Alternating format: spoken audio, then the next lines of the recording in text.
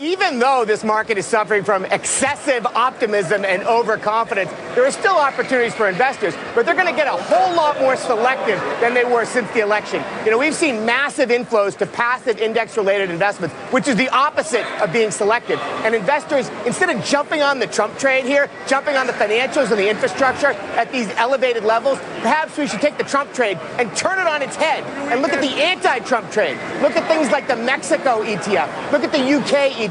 Look at the emerging markets. Look at areas that have been left behind. International has lagged this market. It's coming back, and there are opportunities, but not where people are positioned right now. Larry, are you saying that's because those lagging areas are going to catch up, or is that because there's going to be a reversal of some sort?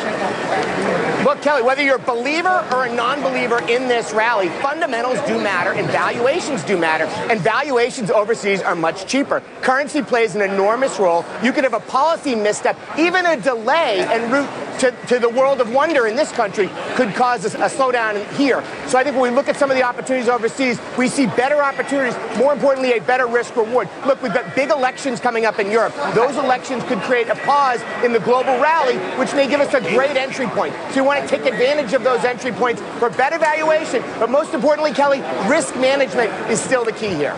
You know, Larry had it right at the end of his comment. There are opportunities in fixed income in all this volatility as well. And the one thing we haven't seen in the equity markets is any volatility. You've got a VIX that looks like a dead person's pulse. Exactly. There's no volatility. There's no fear. It's all complacency. Maybe the volatility of the fixed income market is a much better opportunity. Who is that talking? I don't know who that talking is. It's Larry Glazer.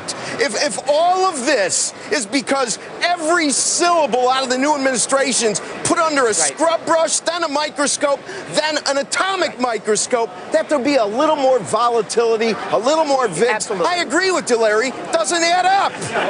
No. When I woke up at 4 o'clock this morning staring at the ceiling, it was the lack of volatility that kept me awake, other than my kids.